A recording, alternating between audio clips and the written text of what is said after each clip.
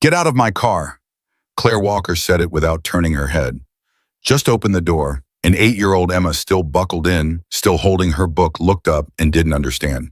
Not yet. But then Claire leaned over, unclipped the seatbelt herself, and said it again, quieter, colder. "I said get out." And that was it. That was the moment a little girl learned that some people are capable of leaving a child on the side of a highway in the middle of a Montana rainstorm and driving away without looking back. If this story already has your heart, please subscribe to this channel, hit that notification bell, and follow Emma's story all the way to the end. And drop a comment below. Tell me what city you're watching from. I want to see how far this story travels. She didn't cry right away. That was the thing that would stay with everyone who heard Emma Walker's story long after it was over, that an 8-year-old girl abandoned on the shoulder of Highway 12 in the middle of a Montana rainstorm didn't scream, didn't fall apart, didn't do what any adult in her position might have done. She stood there with her worn copy of Charlotte's Web pressed against her chest, like a shield rain soaking through her thin yellow cardigan, and she looked down the road where her stepmother's taillights had just disappeared into the gray, and she made a decision. She would wait. She had gotten very good at waiting. 2 years of it, in fact. It had started the way these things always do, quietly, and then all at once. Emma's mother, Sarah Walker, had died 26 months earlier from pancreatic cancer. It had moved fast, the way that particular cruelty always does. And one morning, Emma had gone to school with a mother and come home to a father who couldn't stop staring at the kitchen floor. Daniel Walker was not a bad man. He was, if anything, a man who loved too much and understood too little about how grief worked when you tried to run from it instead of through it. He had met Claire Simmons 8 months after Sarah died. He told Emma one evening, sitting across from her at the dinner table with the careful, apologetic posture of a man who already knows he's asking too much, "She makes me feel less alone, Bug. That's all. She's not your mama. Nobody's ever going to be your mama." Emma had nodded. She was 6 years old and she already understood that her father was drowning and he needed something to hold on to. She didn't begrudge him that. She was her mother's daughter, and her mother had taught her that love was a verb, something you do not, just something you feel. So she had tried. Lord, she had tried. She had tried to smile at Claire's jokes even when they had an edge. She had tried not to flinch when Claire reorganized Sarah's kitchen and put her mother's favorite blue serving bowl in the donation box without asking. She had tried to say, "Yes, ma'am, and thank you, and I'll clean that up right now, and I'm sorry, I didn't mean to be in the way." She had tried to make herself smaller, quieter, less of a reminder of the woman who had existed before Claire came along. It hadn't worked. It never did. Because the truth that Emma didn't have the language for yet, but felt in the pit of her stomach every single day, was that Claire Walker didn't dislike her because of anything Emma had done. Claire disliked her because of what Emma was. Proof, living, breathing, dark-haired, blue-eyed proof that Daniel Walker had loved someone else first and better and deeper than he would ever love Claire. And a woman like Claire Simmons Walker did not forgive Proof. The first time it happened, the first time it crossed from cold into cruel, Emma had been 6.5. She had come home from school to find her bedroom rearranged, her mother's photograph raft removed from her nightstand and placed in a box in the hall closet. "It's clutter," Claire had said, not looking up from her phone. "A clean room is a clear mind. Your father agrees." Emma had stood in the doorway of her room, her mother's face gone from the place where she'd kissed it goodnight every single night for 6 months, and she had felt something happen in her chest that she didn't have words for yet, a kind of quiet tearing, like a page being pulled from a book. She hadn't said anything. She'd learned by then that saying things made it worse. Instead, she'd gone to the hallway wall near the bathroom, the stretch of wall that nobody paid attention to behind the coat rack, and she had taken her watercolor pencils and she had drawn flowers. Small ones, their stems long and delicate, daisies mostly because those were the ones her mother had grown in the backyard garden. She'd pressed them into the plaster light enough that you had to know to look, and she'd sat there on the hallway floor for 20 minutes drawing flowers and pretending her mother was sitting next to her. That wall became Emma's place. Her secret, the one thing in that house that was entirely hers. Claire never found it, or if she did, she never mentioned it. And somehow that small mercy kept Emma from coming completely apart. The year that followed was a study in escalation. Every cruelty once permitted invites a slightly larger one. Claire was never overtly monstrous, not in ways that left marks anyone could photograph. She was sophisticated in the way that certain kinds of damage are sophisticated, invisible to observers, devastating to the recipient. She served Emma dinner late after she and Daniel had already eaten, citing scheduling and the way things run more smoothly. She forgot to pack Emma's lunch twice a week, then more, then almost every day, until Emma learned to quietly pocket crackers from the pantry in the morning before Claire was awake. She spoke about Emma to Daniel as though Emma weren't present. She's going to need a therapist. Daniel, I'm telling you, that child has attachment issues.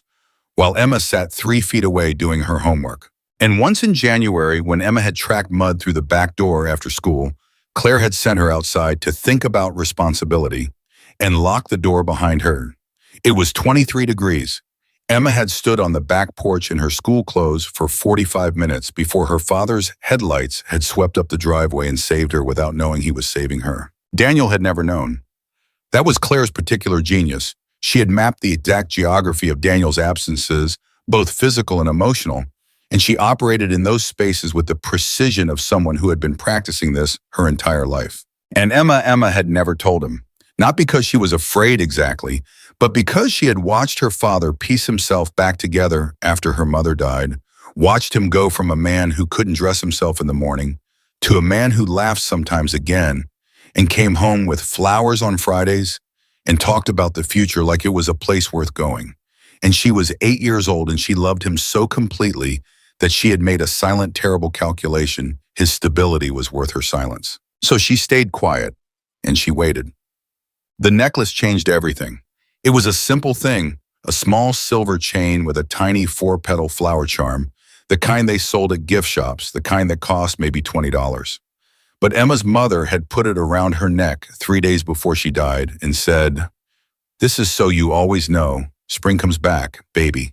No matter how long the winter is, spring always comes." Emma had worn it every day for 2 years. She'd worn it in the shower.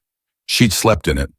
When things got bad, when Claire's voice got cold or the door got locked or the loneliness pressed down too hard, Emma would reach up and close her fingers around that little flower charm and feel something loosen in her chest. She came home from school on a Thursday in March to find it gone. She tore apart her room looking for it. She checked the bathroom drain, the hallway floor, the crack between her mattress and the wall. She was on her knees in her bedroom, hands shaking, voice steady, because she would not let herself cry when Claire appeared in the doorway. "Looking for your necklace." Emma went completely still. Claire tilted her head. Her expression was almost pleasant. "I found it in the hallway. I put it somewhere safe. I'll give it back when you learn to take better care of your things." "Where?" Emma's voice was barely a whisper. "Where did you put it?" "When you've earned it back," Claire said and turned away. Emma sat on her bedroom floor for a long time after that. She pressed her hand flat against her sternum, where the necklace used to rest, and she breathed, just breathed. And she thought about her mother who had taught her that spring always comes. She thought, "I need to tell my dad." She thought, "He won't believe me." She thought, "He has to." 2 weeks later, Daniel Walker took a long-haul road to the Oregon coast and back. 11 days. It wasn't unusual, it was what he did. It was how they paid the mortgage since he'd started his own freight business. But this time Emma had stood at the door and watched his truck pull out and felt the bottom of her stomach drop in a way it never had before. The first 3 days were manageable. Quiet and cold, but survivable. Emma did her homework at the kitchen table while Claire watched television in the other room and pretended she didn't exist. She ate crackers from her pocket. She read Charlotte's Web for the 4th time sitting on her bedroom floor with her back against the door. On the 4th day, Claire's mood shifted. Emma had learned to read that shift. She could feel it the way you feel.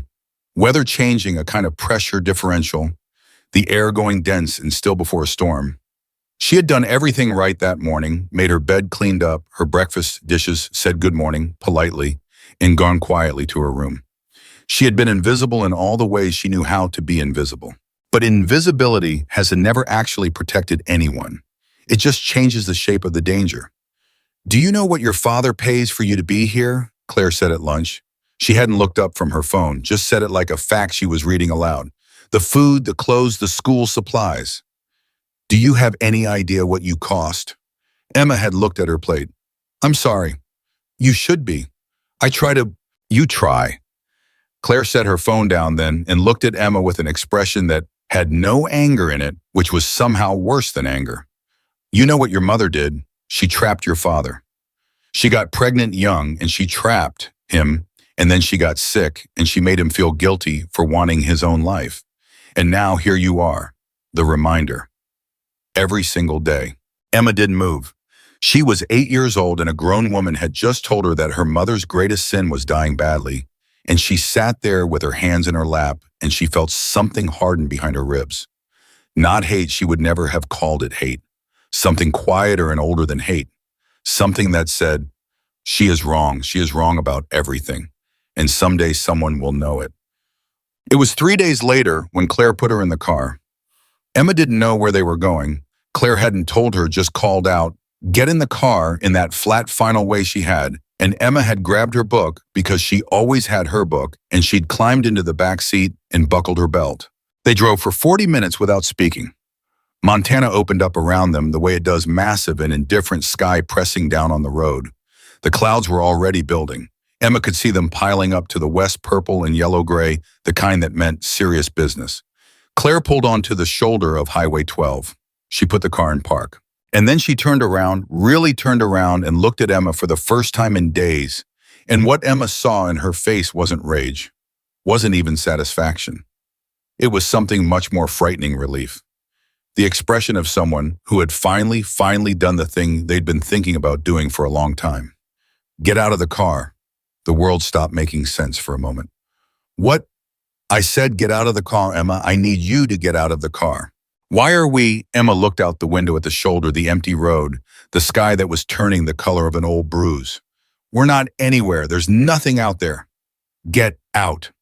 Claire, I don't. Claire leaned over, unclipped Emma's seatbelt, opened the door from the front seat in one practice motion that felt so choreographed. Emma understood with the certainty that sometimes comes to children precisely because they haven't learned yet to second-guess their instincts, that this had been planned. Please, Emma said. Her voice didn't shake. She was proud of that even then. Please don't do this. Claire said nothing, just looked at her with those relieved, empty eyes. Emma got out of the car. The door closed. The car pulled back onto the highway, and within 30 seconds the taillights had dissolved into the gray, and Emma Walker was alone on Highway 12 with her book and her cardigan, and the rain just starting to fall. She stood there. She looked down the road. She looked up at the sky. And then, because she was her mother's daughter, and her mother had always said that panic helps no one, she walked to the grassy shoulder, sat down on her book, so the grass wouldn't soak through her jeans, wrapped her arms around her knees, and she waited.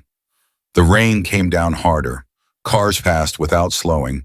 Emma pressed her hand to her chest where the necklace used to be, and she thought spring comes back.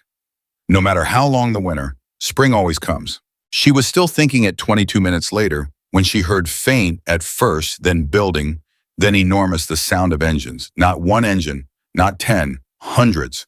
Coming from the west, out of the storm, a wall of sound that seemed to shake the ground under her. And then the headlights, first one pair, then 10, then 30, then more than she could count, cutting through the rain in a long, bright river. And Emma Walker got to her feet, not because she was afraid, but because something in her chest told her with absolute certainty that whatever was coming toward her was the answer to a question she'd been asking for 2 years. She didn't know what that answer was yet, but she stood up straight, and she waited. The sound hit her body before her mind caught up to it. That was the only way to describe it. Not heard, not seen, but felt, the way thunder feels when it's directly overhead. A vibration that started in the soles of her feet and moved up through her legs and settled in her chest like a second heartbeat. Emma stood at the edge of the shoulder with rain plastering her hair flat against her face, and she watched the headlights come. And for one long, suspended moment, she thought, this is either the best thing that has ever happened to me or the last. She didn't run. She didn't step back. She just stood there, chin up, book clutched to her chest, and she let them come. The first bike slowed before the others did. The rider was enormous, not threatening, just large in the way that certain men are large, built like someone had constructed him specifically for the purpose of taking up space in a room and making everyone else feel safer because of it. He wore a leather vest, dark with rain, and when he pulled to a stop 10 feet from Emma and cut his engine, the sudden quiet felt enormous. He looked at her for a moment without speaking. Then he pulled off his helmet and underneath it was a face that was weathered and bearded. And this was the thing Emma would remember years later, genuinely alarmed. Not performing concern, actually alarmed the way a person's face looks when they see something that breaks a rule they didn't know existed until that moment. "Hey," he said. His voice was low and careful, the voice of a man who understood that the wrong word right now could shatter something. "Hey, sweetheart, you okay?" Behind him, one by one, and then all at once, 170 motorcycles came to a stop along the shoulder of Highway 12. Engines cutting, boots hitting gravel, the sound of rain filling the silence where all that power had been. Emma heard the men talking to each other in low voices, heard someone say, "Is that a kid?" And someone else say, "She's soaked bare, she's absolutely soaked." And she looked at the man in front of her, the one they apparently called Bear, and she made a decision. "I'm okay," she said. "Then I'm not okay, but I'm not hurt." Bear looked at her for one more second. Then he swung it off his bike and crouched down. Not stood over her, crouched, brought himself to her eye level, rain hitting his shoulders and not caring. And he said, "What's your name?" Emma Walker." "How old are you?" "Emma Walker." 8. He absorbed that. She watched something move across his face, something that had teeth in it, something that was working very hard to stay under control. And then he breathed out slow and said, "Okay, Emma, my name is Marcus. Some people call me Bear. You can call me whatever you want. Can you tell me what happened? How you got here?" Emma considered him. She was good at reading adults. 2 years of survival had made her very good at reading adults. And what she read in Marcus Lawson's face was not pity, not curiosity, not the complicated adult calculation of how much trouble will this cause me. What she read was something simpler and rarer he actually wanted to know. He was actually asking. So she told him. She started with the car ride. She told it plainly the way she told most things without decoration, because she had learned that decoration made adults think you were exaggerating. She said, "My stepmother drove me here and told me to get out. I've been sitting here for about," she thought about it, "maybe half an hour." Bear's jaw moved. He didn't say anything. "She didn't want me anymore," Emma said. And that was the first moment her voice went slightly uneven, just slightly, like a table with one leg just a fraction shorter than the others. "I think she's been waiting for a chance to do it for a while. She looked when she opened the door. She looked like she felt better." Bear turned his head to the side. He said very quietly to no one in particular, "Ryder." Immediately a younger man was beside him, lean quick-eyed, the kind of alert that comes from paying attention to everything all the time. "Yeah, get the rain gear from my pack," the small one on it, "and get Martinez and Cole up here." "Already coming." Bear turned back to Emma. "You got anybody we can call your dad?" "He's on a trucking route. He won't have cell service for most of it. He left 4 days ago. He'll be back in 7 more days." She paused. "I tried to remember his schedule exactly. The route goes through areas without signal a lot. My teacher has an emergency number, but I don't know it by heart." "That's okay. You know the number for your house?" Claire would answer. The word landed between them like something dropped. Bear looked at her steadily. "Right," he said. "Okay, let's figure this out together. That sound all right?" Emma nodded once. It sounded more than all right. It sounded like something she hadn't heard in 2 years, a plan that included her. Ryder returned with a rain jacket that was approximately 4 times Emma's size. Bear held it out to her without making a production of it, just held it out matter-of-fact like it was the obvious next thing, and Emma put it on, and the weight of it settled around her like a second skin, and she felt for the first time in 40 minutes something unclench in her spine. "Thank you," she said. "You hungry?" "Yes." Someone produced a granola bar from somewhere, then a bag of trail mix, then a small thermos of coffee appeared. Bear took one look at Emma and redirected it firmly, and somebody else materialized a bottle of apple juice and a pack of peanut butter crackers. And within 4 minutes, Emma Walker was sitting on the dry seat of a parked motorcycle eating crackers, while 169 bikers stood in the Montana rain and waited to be told what to do next. She became aware gradually that none of them were pressing. Nobody was crowding her. Nobody was firing questions.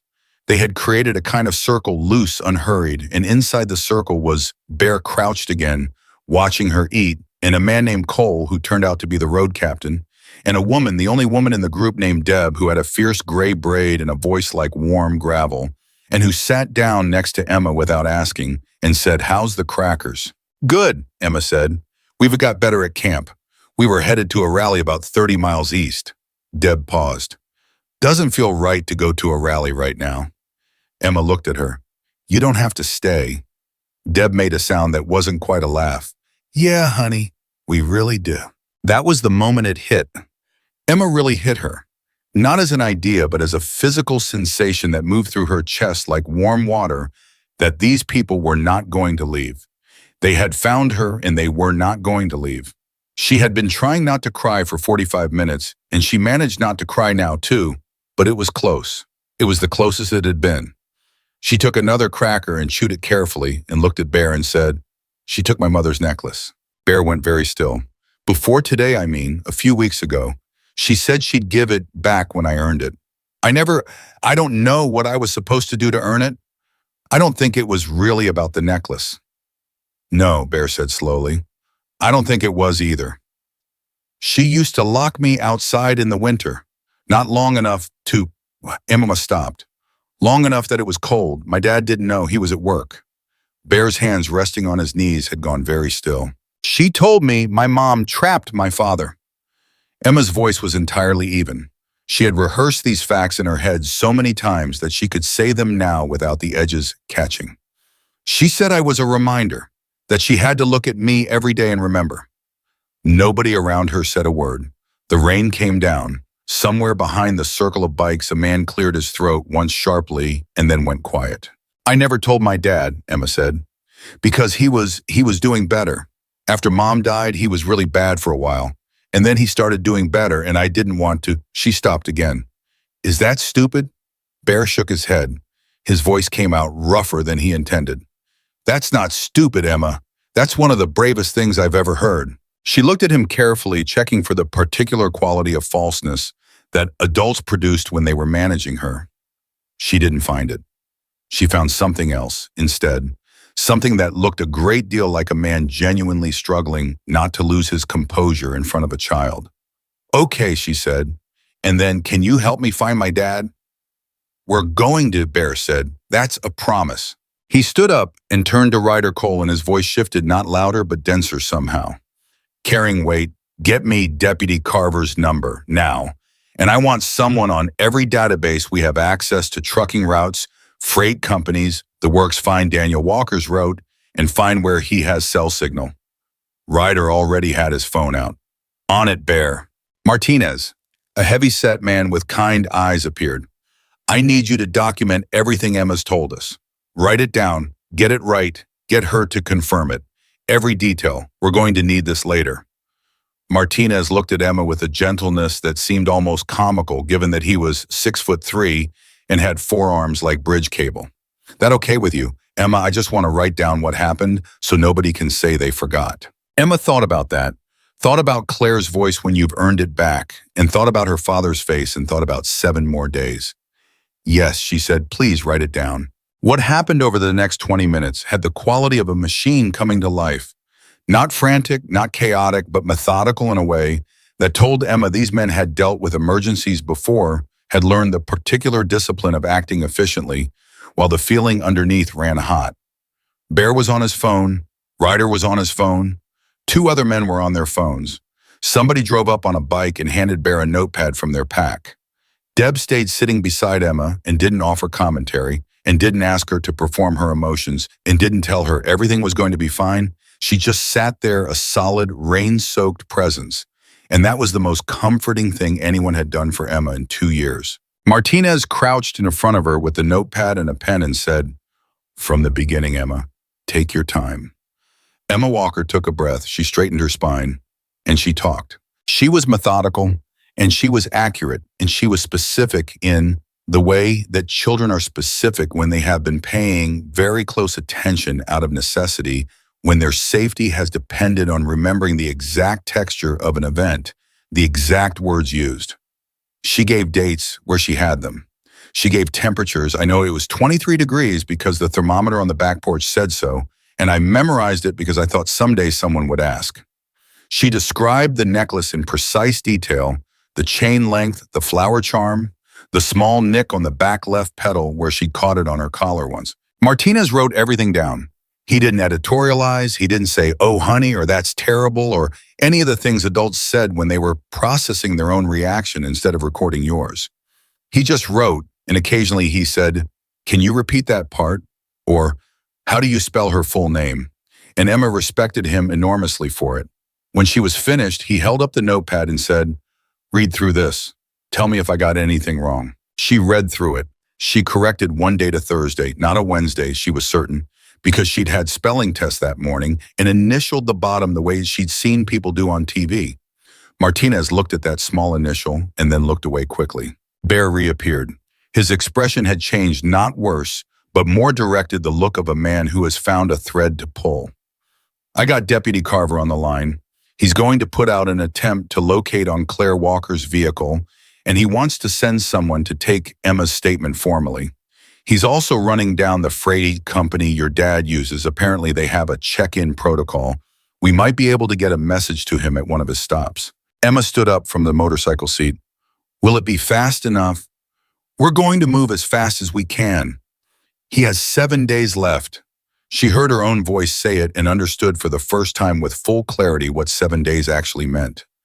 7 days without her father while Claire Walker drove that car somewhere. And Bear. Ryder's voice cut across the group, sharp and urgent. "Got something." Everyone moved. Bear was at Ryder's side in 4 steps. Emma, because nobody had told her not to, was 3 steps behind him. Ryder held up his phone. "Walker freight out of Billings. Daniel Walker, long haul, Route Oregon coast. They have him checked in at a fuel stop in Missoula at..." He checked the screen 4 hours ago. "He's due at a waypoint in Lolo in approximately 2 hours where he'll have signal. They can radio ahead and have him call." The silence that followed was approximately 1 second long. Then Bear turned to Emma and said, "2 hours." Emma looked at him. "2 hours," she repeated. Something moved across her face that wasn't quite relief. Yet it was the thing that lives just before relief, the moment where you allow yourself to believe that relief might actually be coming. She had kept herself together for almost 2 years. She had held it together on the shoulder of Highway 12 in a Montana rainstorm. But standing there inside a loose circle of bikers with rain coming down and the possibility of her father's voice 2 hours away, Emma Walker pressed her lips together and breathed very carefully through her nose and held on. "Okay," she said when she trusted her voice. "Okay, can we call the police about Claire too, about where she might have gone?" "Already in motion," Bear said. "Deputy Carver is handling it. She has my mother's necklace. I need them to know that. It's not about the necklace. It's evidence that she was in my room, that she took something." Emma paused. "Martinez wrote it down." "Martinez wrote it down," Bear confirmed. Deb, still at Emma's shoulder, made a quiet sound. Not a word, just a sound that meant, "We see you. We see exactly what you're doing and how hard you're working to do it right." The next 2 hours settled into a kind of suspended vigilance. The Hells Angels did not leave. Not one of them. A few moved their bikes to create better shelter from the wind. Someone produced a tarp from somewhere and rigged it between 2 bikes and a road sign. And under this, Emma sat with Deb on one side and Martinez on the other, finishing the crackers, answering Deputy Carver's questions. When he arrived in his cruiser 15 minutes later, a young deputy who had clearly not expected to find 170 motorcycles and an 8-year-old girl when he responded to the call, and who recovered his composure admirably and treated Emma with a formality that she found deeply dignified. He asked her the same questions Martinez had asked. She gave him the same answers, just as precise, just as specific. He took notes.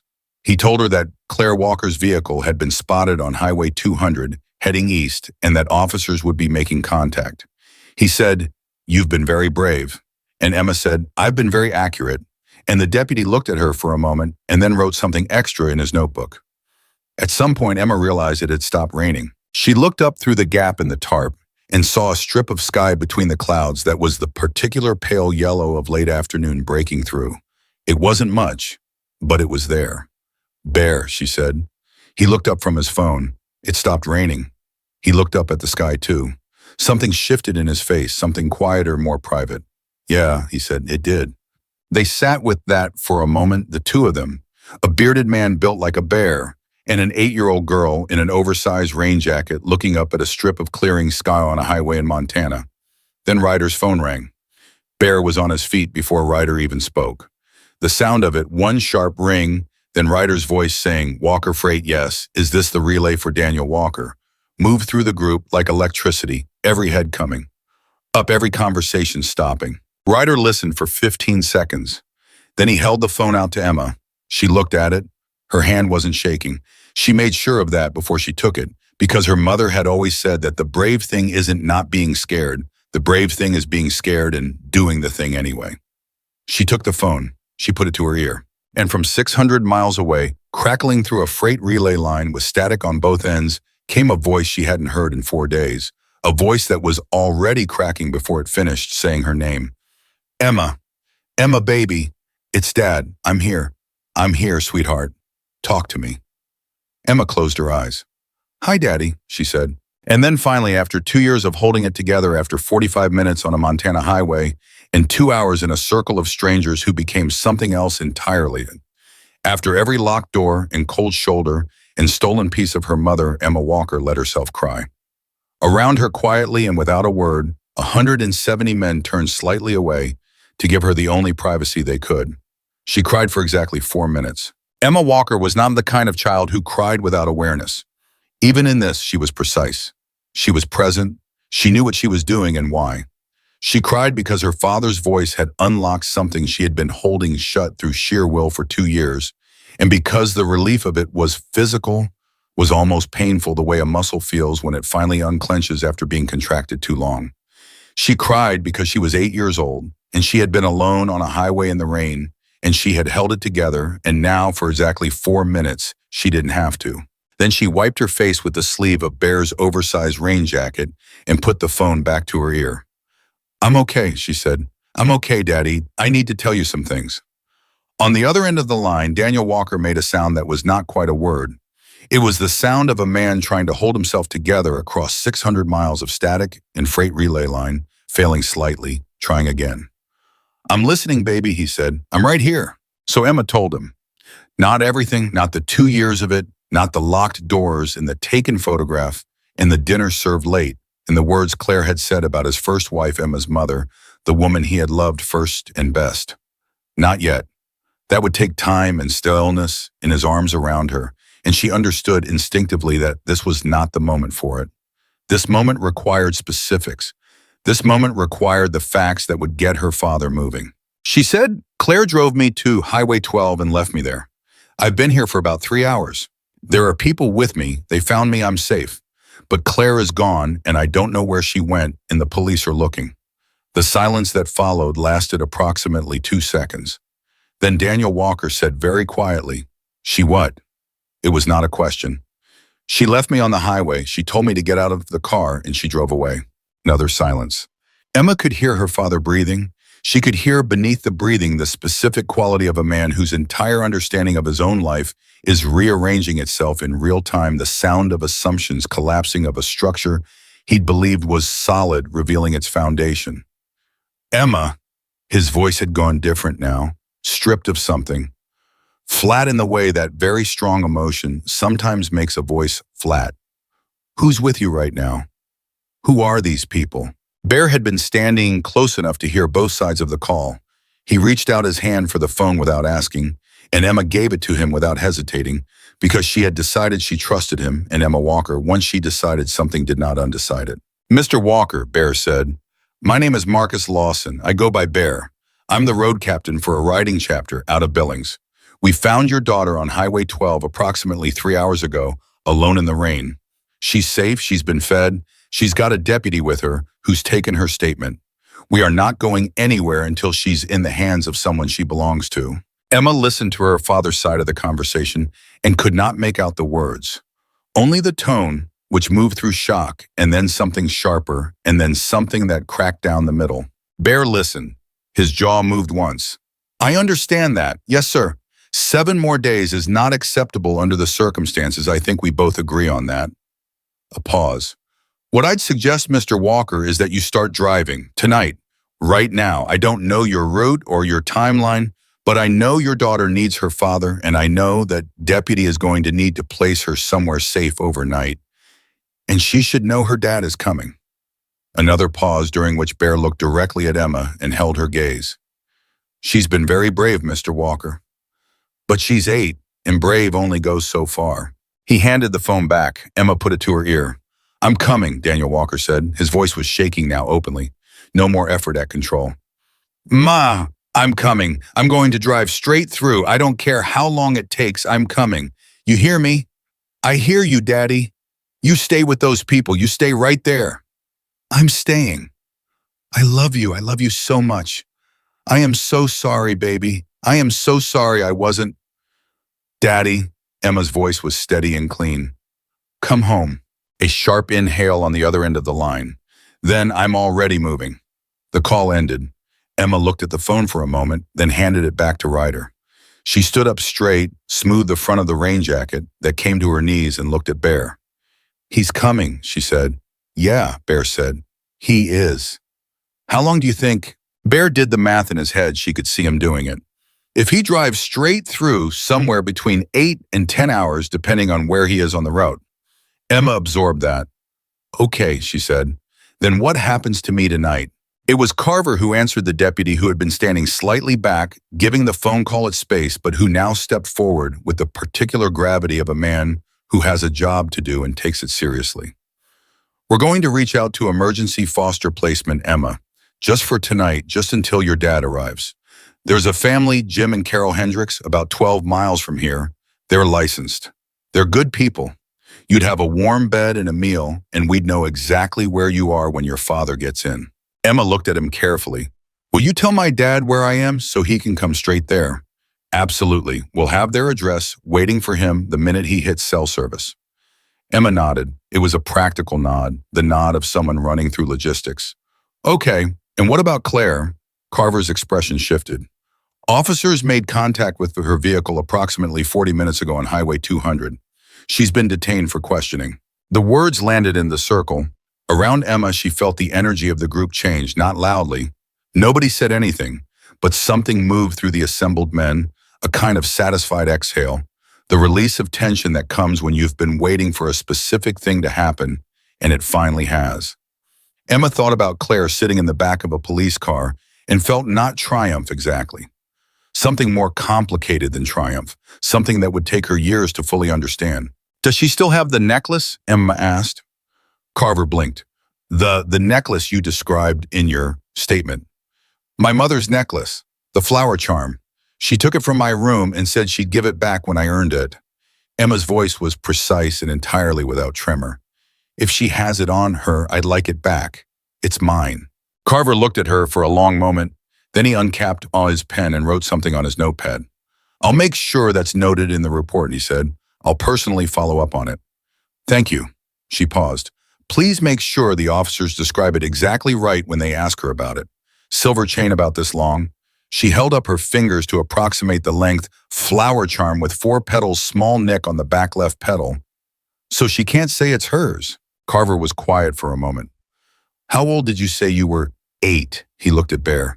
Bear looked back at him with an expression that said, I know. I know exactly. I'll describe it exactly, Carver said. What followed in the next hour had a different quality than the hours before, less acute, less electric, but not less important. The crisis had passed its sharpest point. Emma was safe, her father was moving, Claire was detained. What remained was the settling, the careful work of making sure that every piece was in the right place before the night came down. Bear organized it the way he organized everything, not by barking orders, but by speaking to people in a way that made them understand exactly what was needed and feel capable of providing it. He sent 6 riders ahead to the Hendricks address to make sure everything was in order. He coordinated with Carver on the timing. He made sure Martinez's documentation, Emma's full account, precise, and signed and witnessed, was photographed on 3 separate phones and emailed to 2 different addresses before the original was handed to Carver. Emma watched all of this from her seat under the tarp with Deb, and she thought, this is what it looks like when people actually help. Not offering, not saying they will, actually doing it. It was the first time she'd seen it operating at this scale, and it left an impression on her that would last for the rest of her life. Deb beside her said, You doing okay? Yes. That was hard, the phone call. Yes. You held up good. Emma considered this. I said what needed to be said. You did. Deb looked at her sideways. You know what else you did? You remembered the nick on the back left pedal of a necklace charm when you were 8 years old and in shock on the side of a highway. Emma looked at her hands. My mom gave it to me 3 days before she died. I know every part of it. Deb didn't say anything for a moment. When she spoke, her voice was careful and genuine. Tell me about your mom. It was so unexpected, not the question about the situation or the statement or the plan, but just tell me about your mom, that Emma felt the ground shift slightly beneath her. She looked at Deb, checking again for falseness, finding none. Her name was Sarah, Emma said. She grew daisies in the backyard. She read to me every night, not kid books, real books. Books she loved, she just explained the hard parts. She said that spring always comes back, no matter how long the winter is. Emma paused. She was right. She usually was. Deb nodded slowly. She didn't say I'm sorry, or she sounds wonderful, or any of the things people said to fill the space after dead mothers were mentioned. She just nodded like she was taking it in, like it mattered. She sounds like someone worth remembering, right? Deb said. Yes, Emma said. That's exactly it. 20 minutes later, Bear appeared with the information that the Hendricks family was ready and that Carver would drive Emma over personally. The riders who had gone ahead had confirmed the house met the family, and this was delivered with the casual tone of something that was obviously necessary, had determined that Jim and Carol Hendricks were, as Bear put it, solid people. Emma looked at him. How could you tell? Carol Hendricks had a garden out front, Bear said, full of daisies. Emma went still for one full second. Then she looked away quickly at nothing in particular and breathed through her nose, and when she looked back, her face was composed. Okay, she said, I'm ready. The goodbyes took longer than she expected. Not because they were performed or drawn out, but because 170 men apparently needed to shake the hand of one 8-year-old girl before they could feel right about the world again. They did it one at a time or in small groups, and they kept it brief, a handshake, sometimes both hands, sometimes just a nod. But every one of them looked at her directly, and every one of them meant it, and Emma shook every hand and looked back at every face and said thank you, the way her mother had taught her to say it, like she meant it, specifically for each person. Martinez handed her the original notepad page with her statement. That's yours, he said. You keep that. Don't give it to anyone except your dad or a lawyer. Emma folded it carefully and put it in her book between pages 47 and 48, where Charlotte had just appeared in the doorway of her web. Thank you, she said. You wrote everything right. You remembered everything right, he said. When she got to Bear last, they stood facing each other for a moment without speaking. He was so large and she was so small, and between them was 3 hours of rain and a phone call and a circle of bikes and the particular intimacy of having seen someone at the exact moment when they needed to be seen. Bear crouched down one more time, eye level, the way he had at the beginning. You did good today, Emma Walker, he said. You did real good. You didn't leave, she said. It came out simpler than she intended, stripped down just the fact of it. No, he said. We didn't. Why, you don't know me? Bear was quiet for a moment. He looked at her with the honest, unhurried look of a man choosing his words not for effect, but because they needed to be right. Some things you don't need to know a person for, he said. You just do it because it's the thing to do. Your mom understood that. Sounds like she passed it on. Emma looked at him steadily. I'm going to remember this, she said. I'm going to remember all of it. All of your names. We're going to remember yours too. She nodded once, firm and final.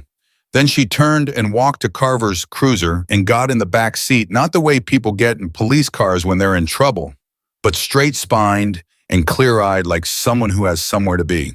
The Hendricks house was warm. That was the first thing Emma noticed. Not the size or the furniture, just the warmth of it, the way it hit her when Carol Hendricks opened the door, a woman with flour on her hands and a face that had spent a long time being kind in it. Carol didn't ask her how she was doing. She said, "Are you hungry? I made soup." And Emma, who had eaten crackers and trail mix for dinner, said yes. And Carol said, "Good, come in," and that was all the ceremony there was. Jim Hendricks was quieter, a tall man with the patient stillness of someone who had spent decades building things carefully. He shook Emma's hand at the door and said, "Welcome," and meant it plainly, and Emma believed him. She ate soup at their kitchen table. It was vegetable soup with barley, the kind of soup that takes hours to make, the kind that has a memory in it.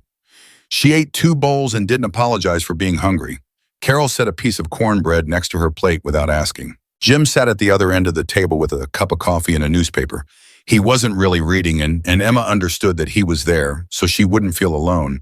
But he wasn't going to hover, and she appreciated the calculation of it more than she could have expressed. After dinner, Carol showed her the guest room, clean and simple, with a blue quilt on the bed and a window that looked out over the garden. Emma stood in the doorway and looked at the window. "Do you have daisies?" she asked. Carol looked at her, then out the window. "In the spring," she said. "They come back every year without me doing much." "Stubborn things?" She paused. "Do you like daisies?" "My mother grew them," Emma said.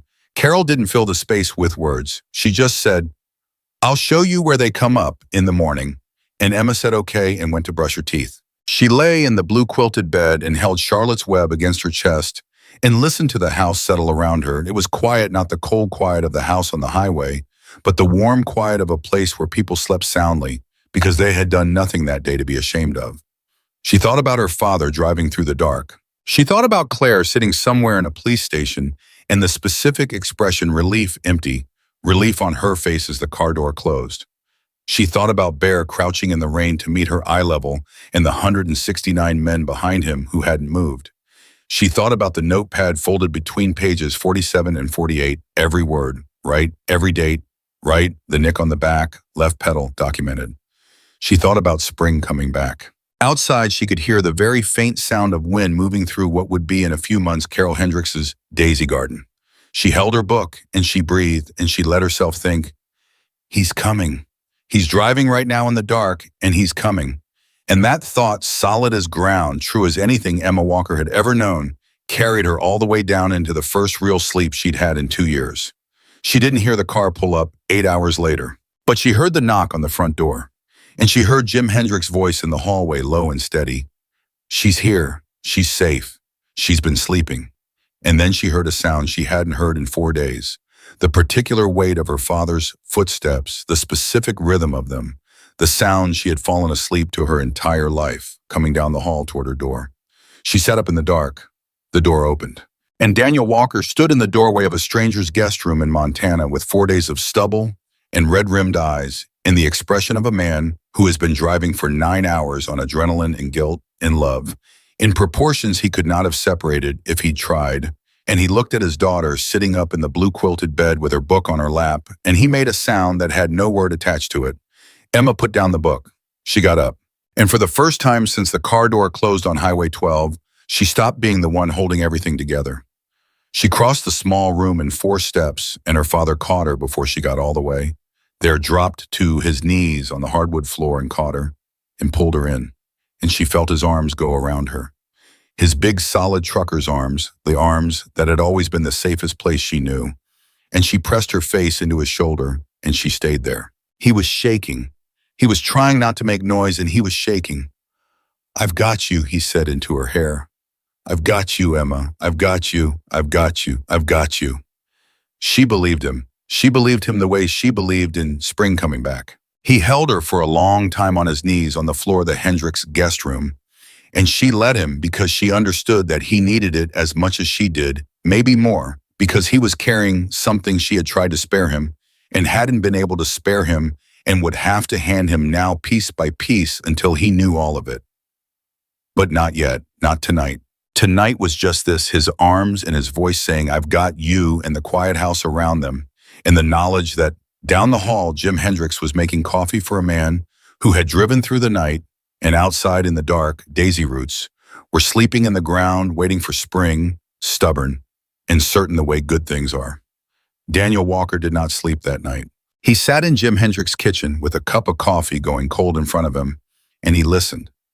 Jim had offered to leave, had half risen from his chair with the tact of a man who understood that some conversations needed no audience. But Daniel had said quietly, "No, stay please," because he needed a witness.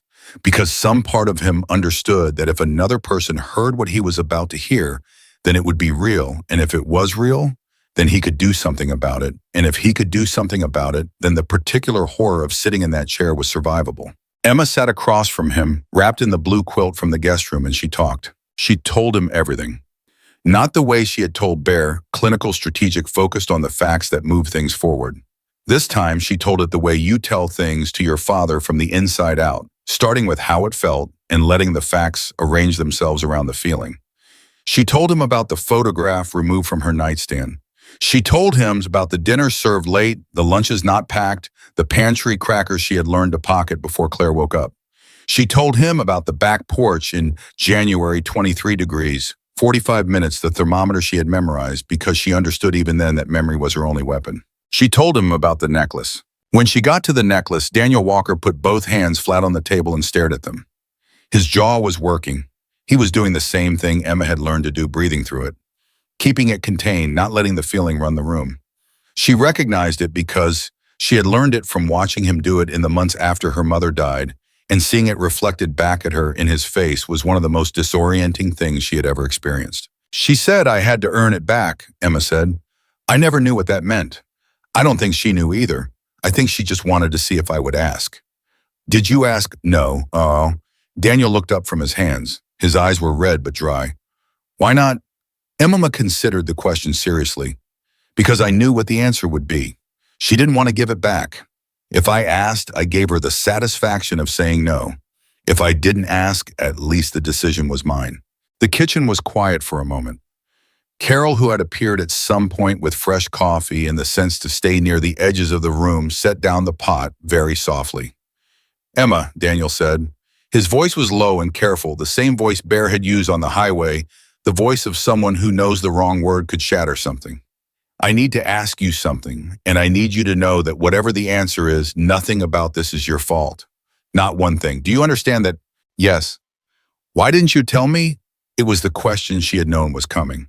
She had been waiting for it since the moment she heard his footsteps in the Hendricks hallway. She had prepared it in the careful, deliberate way she prepared most things, and even so saying it out loud was harder than she expected. Because you were getting better, she said. After Mom died, you were really bad for a while, Daddy. I know you tried to hide it from me, but I could see it. You couldn't eat, you couldn't sleep. You just sat in the kitchen some nights, and I could hear you not sleeping. And then Claire came, and you started doing better. You laughed again. You made plans. You talked about the future like it was somewhere you wanted to go. She paused. I didn't want to take that away from you. The sound Daniel Walker made then was not a word. It was the sound of a man who has just understood something about his own child, something about her love for him and what it had cost her, and found that understanding almost unbearable. Baby, he said. I know, she said. I know it was wrong. I should have told you. No. He reached across the table and covered her hands with his. No, you were trying to protect me. You were 6 years old and you were trying to protect me, and that is... He stopped, started again. That should never have been your job. That was never supposed to be your job. Emma looked at her hands under his. I know that now, she said. I think I knew it then too. I just didn't know what else to do. Jim Hendricks, at the edge of the room, looked at the ceiling with the expression of a man working hard on his composure. Daniel squeezed Emma's hands, once firm and deliberate. I'm going to fix this, he said. Every part of it. I promise you. Emma looked at him steadily. I know, she said. And then the police have Claire. They're going to need you to make a statement too. Even now, even here at 4 in the morning in a stranger's kitchen, she was practical. She was thinking about the next step. Daniel looked at her, this small person who was so entirely his and so entirely her mother's, and felt something move through him that he didn't have language for.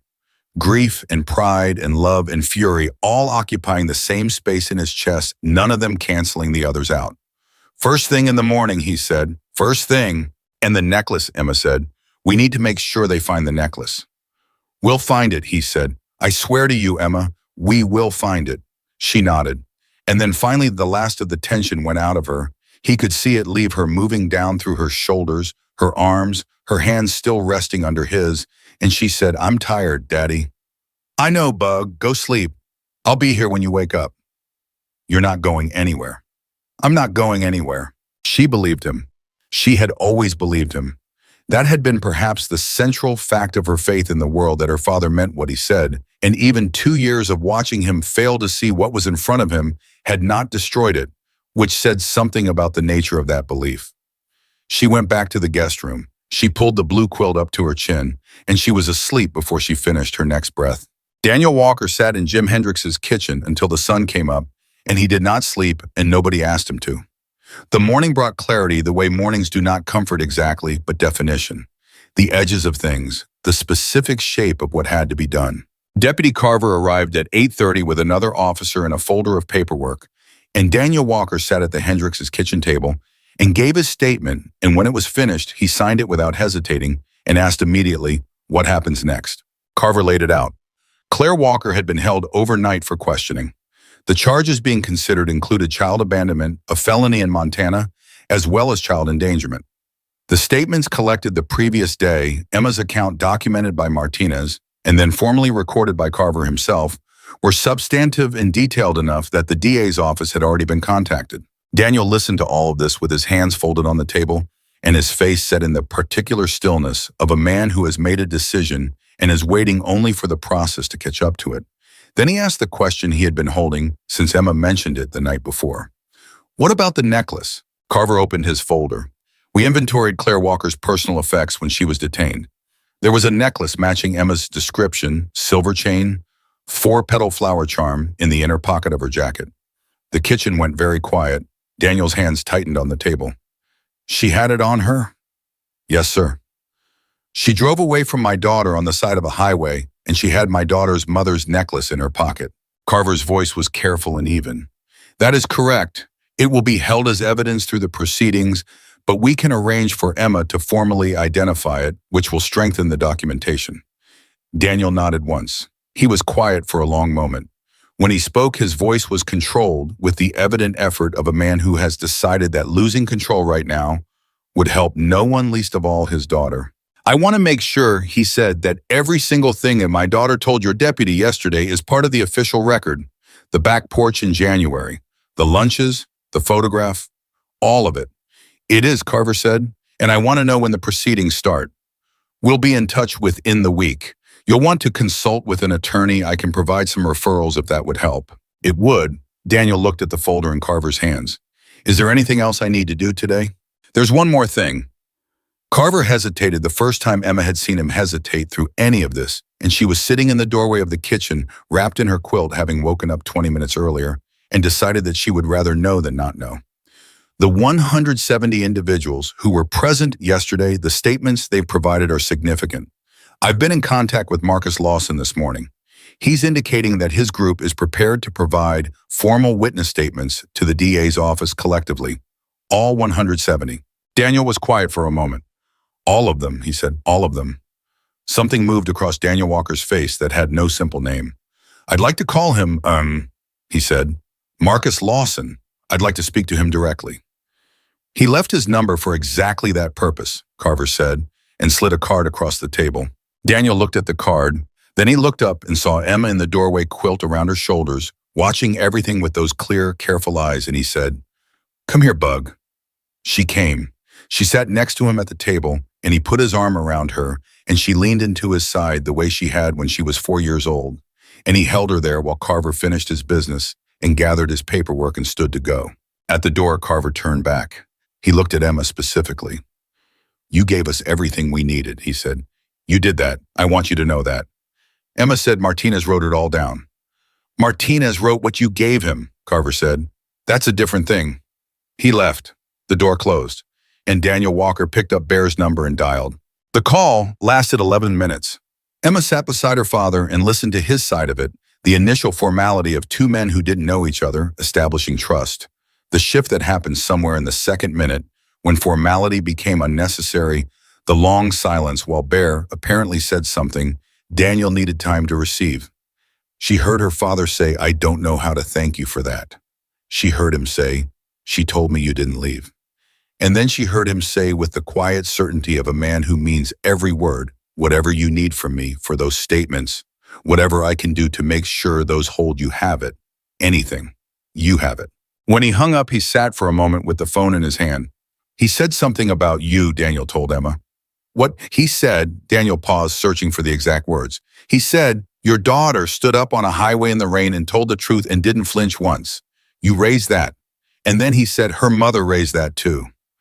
Emma sat with that for a long time. Outside, Carol Hendricks was moving in the garden. They could hear her, the soft sounds of someone working in dirt early morning and peaceful.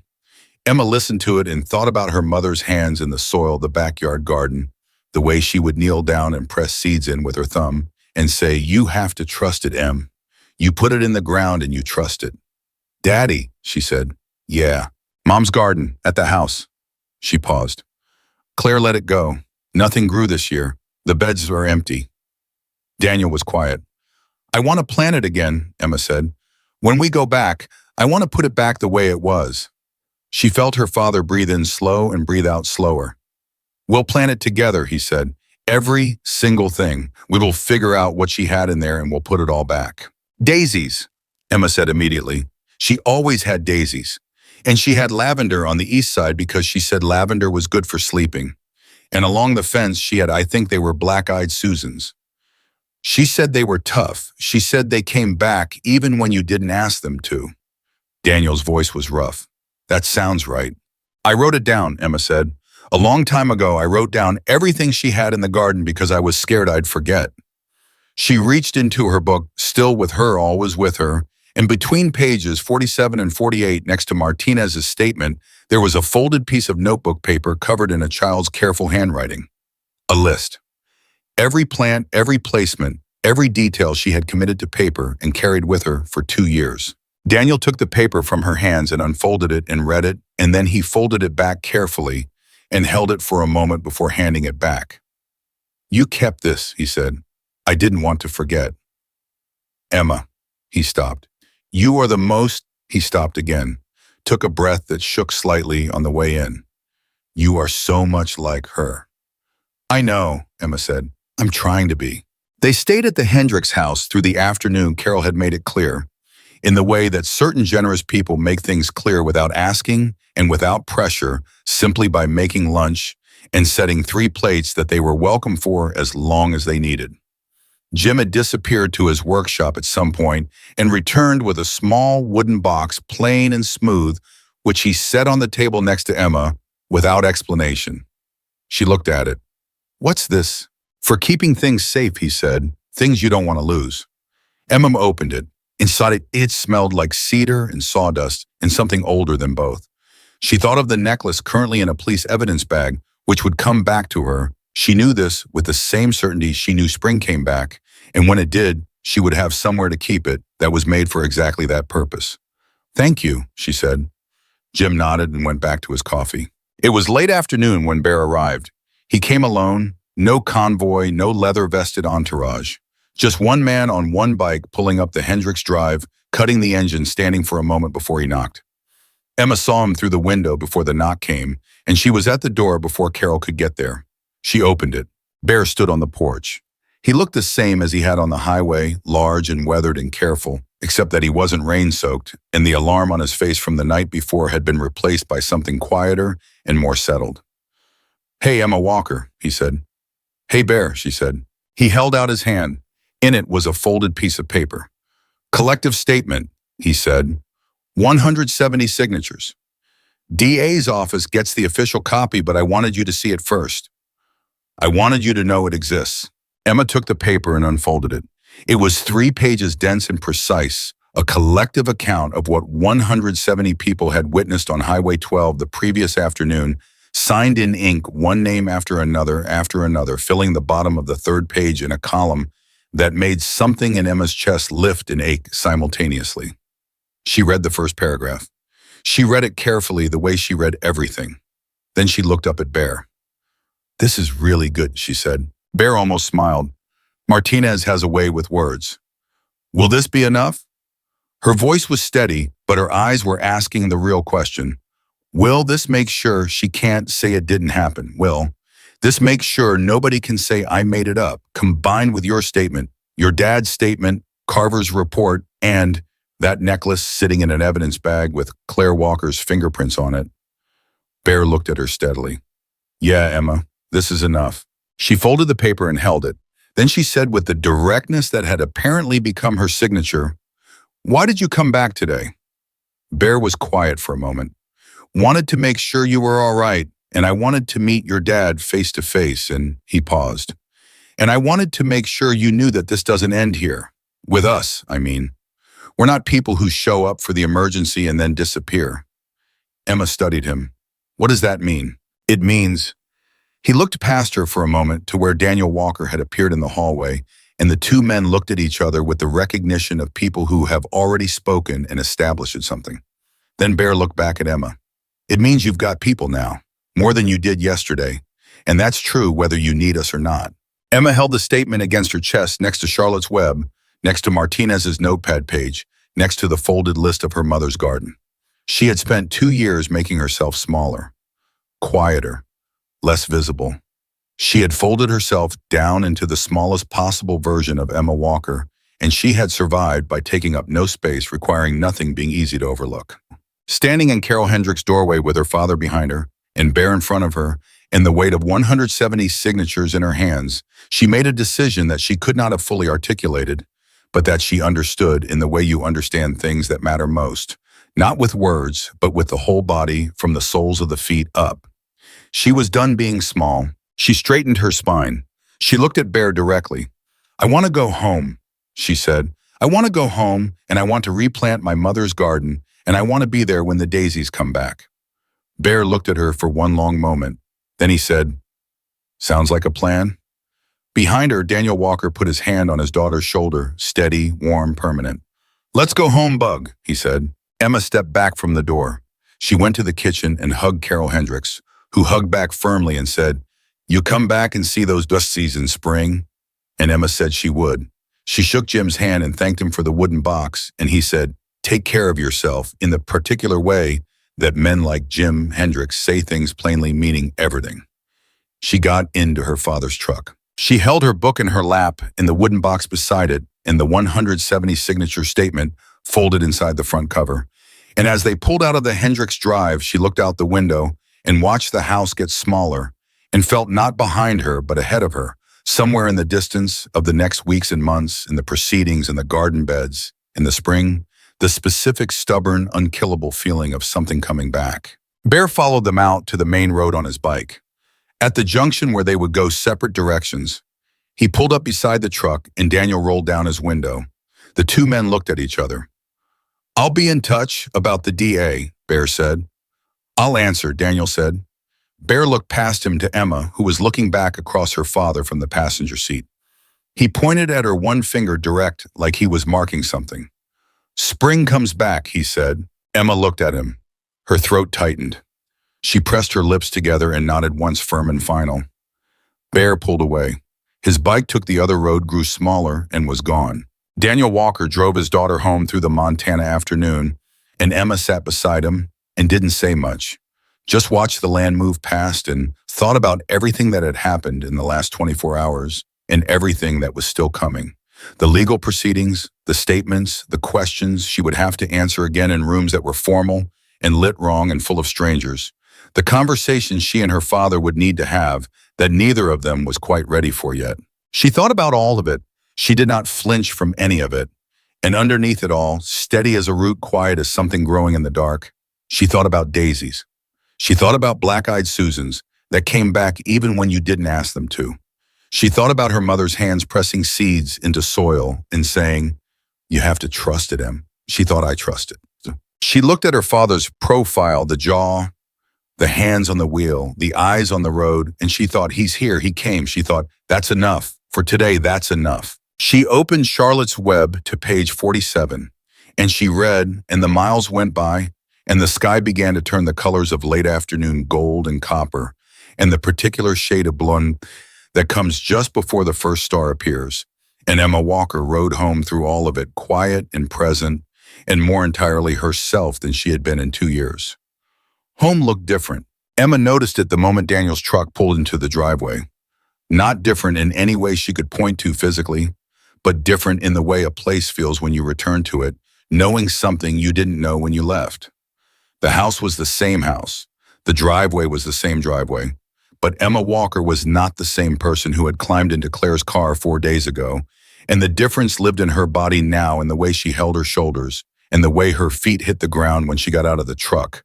Solid, deliberate, like someone who has decided exactly how much space she is entitled to occupy. She stood in the driveway and looked at the house for a long moment. Daniel stood beside her, not rushing her, not filling the silence with words it didn't need. "You okay?" he said finally. "Yes," she said. And then because she was Emma Walker and she was precise, "It's strange to be back. It feels smaller than I remember." Daniel put his hand on her shoulder. "Places do that sometimes, after something big happens." She nodded and walked inside. The first thing she did was go to the hallway, the stretch near the bathroom behind the coat rack. She crouched down and looked at the wall, and there they were, her flowers faint and careful, pressed into the plaster in watercolor pencil. Daisies mostly, long stems, exactly where she'd left them. Claire had never found them, or if she had, she'd left them alone, and either way they were still here, still hers, still the one private thing that had survived 2 years of a woman who took things. Emma pressed her fingers against the wall beside the drawing, not touching it, just close. "What are you looking at?" Daniel was in the hallway behind her. She stood and moved the coat rack. He leaned in and looked and didn't say anything for a moment. She watched his face move through several things before it settled. "You drew these," he said, "after she took your picture from my room, the one of Mom on my nightstand." Emma watched his face.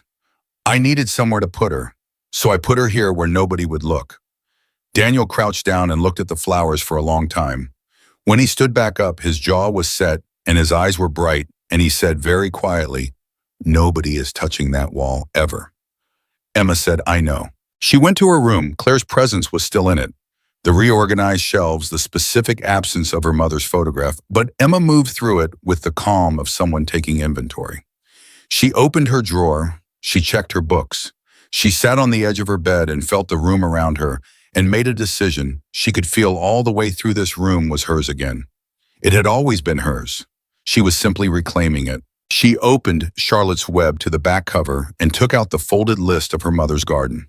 She smoothed it on her knee and read it top to bottom, every plant in every bed, every placement, every note she'd made to herself at 6 and 7 years old. Then she went to find her father. He was in the kitchen, standing at the counter with his phone, and from the expression on his face, Emma understood immediately that something had happened. Not bad, but significant, the particular look of a man absorbing new information that changes the shape of things. "What?" she said. He looked up. "Carver called while we were driving. Claire made a statement." Emma went still. "What kind of statement?" She denied most of it. The abuse, the locked door, the necklace. She said the necklace was a misunderstanding, that she'd found it on the floor and was keeping it safe. Daniel's voice was controlled and flat. "But she didn't deny driving you to Highway 12. She said..." He stopped, and Emma could see him deciding how much of this an 8-year-old needed to hear, and she could also see him decide that Emma had earned the truth. "She said it was a cooling-off drive, that she intended to come back." Daniel looked at his daughter steadily. "She said she just needed space." The kitchen was very quiet.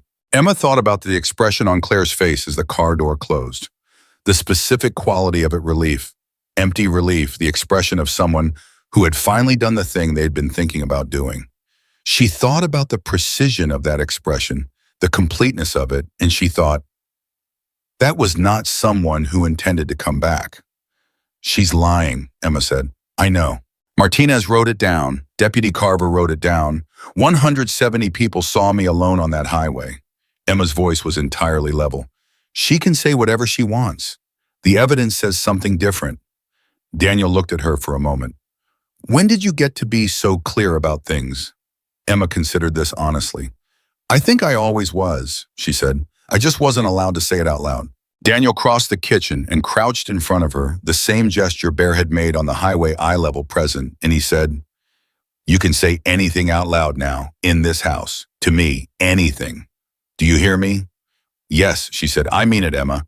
Not just the facts, the feelings too, whatever you need to say." She looked at him carefully. She was deciding something. She could feel herself deciding it, and when she arrived at the decision, she said, "I'm angry." He didn't move. "Okay. I'm angry that I spent 2 years being quiet so you could be okay. I'm angry that at work that you were okay, that Claire made you okay, and that she was doing those things at the same time. I'm angry that I didn't tell you sooner. I'm angry at myself for that. Even though I know it wasn't my fault, I'm still angry." She breathed. "And I'm angry that Mom's garden is empty, and I have to replant it because Claire let it die, and that makes me the angriest of all, because Mom loved that garden and she's not here to be angry about it herself." She stopped. The kitchen held the words. Daniel said, "All of that is right. Every single one of those things is right to be angry about." "I know," Emma said, "but it helps to say it." "Yeah," he said, "it does." He opened his arms.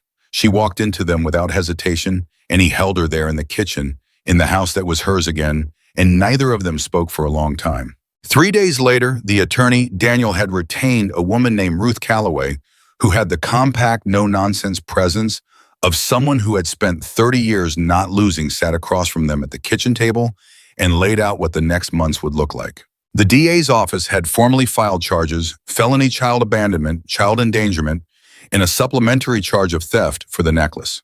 Ruth said the theft charge was the smallest of the three, but potentially the most useful in court concrete, documented provable in the way that emotional abuse, maddening and real as it was, sometimes struggled to be in front of a jury.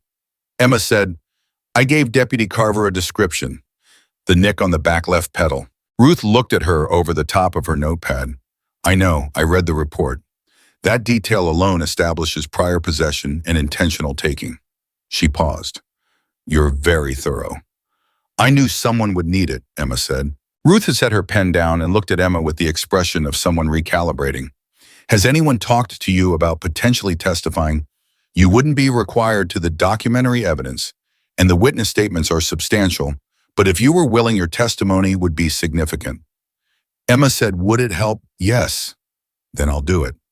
Daniel put his hand on the table next to hers, not covering it, not directing it, just there. Ruth picked her pen back up. "We'll prepare," she said, "thoroughly." "Good," Emma said. "I'm good at preparing." The twist that came 2 weeks later arrived the way the most significant ones do, sideways, from a direction nobody had been watching. Bear called Daniel on a Tuesday evening, and Emma knew from the first 2 seconds of her father's side of the conversation that something had changed. She came to stand in the kitchen doorway and watched his face cycle through surprise, then something harder, then something that looked, and she was reading carefully. She was always reading carefully, like satisfaction with an edge in it. When he hung up, he turned to Emma. "Claire had a prior," he said. Emma waited. "Before she married me. Different state, Idaho. There was a Child Protective Services report filed by a neighbor. Nothing was ever prosecuted. The case was closed, but the record exists." Daniel's voice was measured. "Bear had someone he won't say who exactly do some digging. Ruth's already been called. She says it changes the sentencing calculus significantly."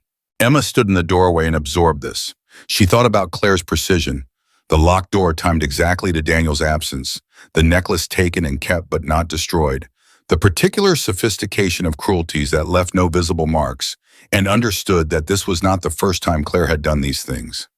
She had done them before somewhere else, to someone else who had maybe not had a highway full of witnesses and a father who drove 9 hours through the night. "Was there a child?" Emma asked. "There was," Daniel said carefully. "They're grown now. The case file is sealed." Emma was quiet for a moment. She thought about another child somewhere in Idaho who had lived through something similar and whose record was sealed and who maybe had never had anyone write it down. "I want to testify," she said. Her voice was different now. Not the even, controlled voice of someone making a practical decision, but something underneath that, something with heat in it. "Not just because it helps my case. Because if she did this before and it was closed and she went and did it again, someone has to say it out loud in a room where it's on record. Someone has to make it real." Daniel looked at his daughter for a long time. "Ruth will prepare you," he said. "I know," Emma said. "I'm ready." The proceedings took 4 months. Emma testified on a Thursday in February in a courtroom that was indeed lit wrong and full of strangers sitting in the witness chair with her feet not quite reaching the floor and her hands folded in her lap and her spine straight. Ruth had prepared her thoroughly. They had rehearsed the questions, the pacing, the moments when she should take her time, and the moments when the direct answer was the best answer. Emma had been an excellent student. She answered every question clearly. She did not embellish. She did not perform emotion. She spoke from memory, specific memory, the memory of a child who had learned early that precision was survival. And when Claire's attorney tried to suggest that Emma had misunderstood or misremembered, or been influenced by the dramatic circumstances of her rescue. Emma looked at him with those clear 8-year-old eyes and said without raising her voice, "I remembered the thermometer on the back porch said 23 degrees. I remembered it because I stood there for 45 minutes and I needed something to focus on. I remembered the nick on the back left petal of my mother's necklace because she put it around my neck 3 days before she died, and I know every part of it. I don't misremember things that matter." The courtroom was very quiet after that. Claire Walker was convicted on all 3 counts. Sentencing was 4 weeks later, 18 months followed by 3 years of supervised probation with a permanent restraining order, placing her at minimum distance from Emma and Daniel Walker for the duration. The necklace was returned to Emma the day after sentencing, delivered by Deputy Carver personally in a small evidence bag that Emma took to her room and opened alone. She sat on her bed and held the chain and felt the small flower charm between her fingers. The nick on the back left petal was exactly where she had said it was. She had never doubted that, but holding it, the weight of it, the specific small temperature of silver warming in her palm was something different than knowing, something older and quieter than knowing. She put it around her neck and walked to the hallway mirror and looked at herself. The girl looking back was almost 9 now, 9 in 3 weeks, and she had the same dark hair and blue eyes she'd always had, her mother's eyes and her father's face, and the little flower charm rested at the base of her throat, right where it was supposed to rest. "Spring comes back," she said to the mirror, to herself, to the woman who wasn't there anymore but was present in every syllable Emma spoke, and every careful thing she remembered, and every flower she intended to plant. She went outside. Daniel was already in the garden beds, kneeling in the dirt gloves on the list Emma had written in second-grade handwriting propped against a pot where he could see it. He'd brought soil from the hardware store that morning. He'd brought seeds, daisies, lavender, black-eyed Susans. He had not done a single thing without consulting the list. Emma knelt down beside him. She pulled on the garden gloves Carol Hendricks had sent in a box 2 weeks earlier, along with a note that said, "The daisies in our garden came up early this year, thought of you." She picked up the packet of daisy seeds and read the back, though she already knew what it said. "Plant in early spring," she read aloud. "Full sun, trusting soil." "Trusting soil," Daniel repeated. "Is that a thing?" "Mom said it was." Emma opened the packet. "She said you have to trust the soil the same way you trust people. You can't see what's happening underground. You just have to believe something's growing." Daniel looked at his daughter. He had been looking at her differently since Highway 12, not like she was fragile, not like she needed protecting in the hovering, anxious way of parents who have been frightened badly, but like he was seeing her more clearly than he had before, like the specific shape of who she was had come into focus. "Your mother was very smart," he said. "Yes," Emma said. "She was." They worked for 2 hours, side by side, pressing seeds into turned soil, measuring the east bed for the lavender marking where the black-eyed Susans would go along the fence. Emma worked from memory and from the list, and occasionally she would stop and be still for a moment and eyes closed, and Daniel understood without asking that she was remembering not the hard things, not the 2 years of Claire's cold calculations, but the original things, the true things, her mother's hands in this same soil, her mother's voice naming the plants like they were people worth knowing. When they were finished, they sat back on their heels and looked at the turned beds and the neat rows of planted seeds and the little markers Emma had made from craft sticks and a marker, each one labeled in her careful handwriting. Bear arrived at 4 o'clock. He had called ahead this time. He came with 3 others, Ryder, Martinez, and Deb, who pulled Emma into a hug the moment she came to the door that was firm and complete and smelled like rain and leather and something warm underneath. Emma hugged back with her whole self the way she had not let herself hug people for 2 years. "You look different," Deb said, holding her at arm's length. "I feel different," Emma said. "Good different." Emma thought about it honestly. "Still working on it," she said. "But yes, good different." They sat in the backyard, Daniel and Bear, talking in the particular shorthand of men who have moved past formality into something more durable. Ryder and Martinez at the table with coffee, Deb sitting on the back steps with Emma. The evening was coming in soft and gold. Martinez leaned over and looked at the garden beds. "You plant all that today?" "My dad and I did," Emma said. "Daisies, lavender, black-eyed Susans, and some sweet peas along the back because I found a picture of my mom's garden and she had sweet peas in that corner." "When will they come up?" "Few weeks for the first shoots. Full bloom late May, maybe June. Emma looked at the beds. I'll have to be patient. You're good at that, Martinez said. Emma looked at him. She thought about standing on a highway in the rain waiting. She thought about 2 years of waiting for her father to see what was in front of him. She thought about waiting for the right moment to say the right thing to the right people, and the moment arriving in the form of 170 headlights coming out of a storm. I used to think patience was just waiting, she said, but it's not. It's waiting and trusting at the same time, knowing that something's happening even when you can't see it. Martinez was quiet for a moment. Then he took out his notepad, the same one she recognized it, and wrote something in it. He looked up and caught her expression and said unapologetically, "That's worth keeping." Bear raised his coffee cup from across the yard. "She's right, you know," he said, though he'd been talking to Daniel and could only have heard half of it at most. "She's almost always right." Emma looked at Bear across the yard. He met her eyes and did the thing he'd done on Highway 12 in the rain the first time, pointed at her one finger direct like he was marking something true. She pointed back. Her birthday came 3 weeks later. She was 9. Daniel made her mother's recipe for lemon cake, the actual recipe found in a notebook in the kitchen drawer that Claire had apparently never thought to look through. And Deb came, and Carol and Jim Hendricks drove in from where they lived, and Bear and his riders arrived in the early afternoon and took her on a birthday ride through the Montana countryside.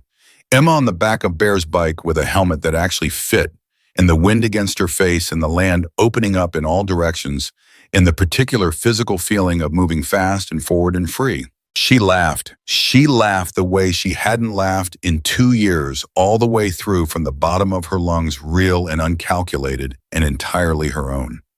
When they came back, the first shoots were up in her mother's garden. She saw them before she'd even taken off the helmet. Small green barely there, pressing up through the turned soil in the east bed where the lavender would be. She crossed the yard in a straight line and crouched over them and looked at them for a long time without saying anything. Her father appeared beside her. "There they are," he said. "There they are," she said. She pressed one finger into the soil beside the nearest shoot, not touching it, just close, the way she had touched the wall where her flowers were, just close enough to feel that it was real. "Mom was right," she said. Daniel crouched beside her. "About what spring comes back."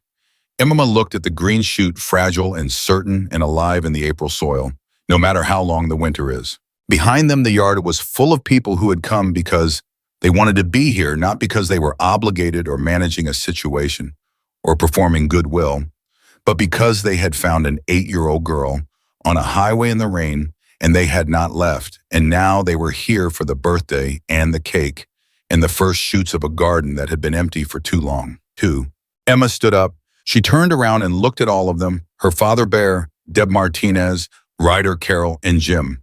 The people who had written her mother's recipe down and driven through the night and signed their names 170 times and written it all down so no one could say it didn't happen. She looked at all of them and she felt not the relief of something ending, but the specific forward-leaning feeling of something beginning. The feeling of ground under your feet and sky above you and seeds in the soil and people beside you and the absolute undefeated certainty that you are exactly where you are supposed to be. She had been abandoned on a highway in the rain by someone who wanted her gone, and she had stood up straight and waited and told the truth. And the truth had done what truth does when you give it enough witnesses and enough time. It had held. Emma Walker was 9 years old and she was home and the garden was growing and nothing that had been taken from her. Not her mother's necklace, not her mother's garden, not the 2 years of her own voice had stayed gone. She was her mother's daughter. She always had been. And she always, without exception, would be.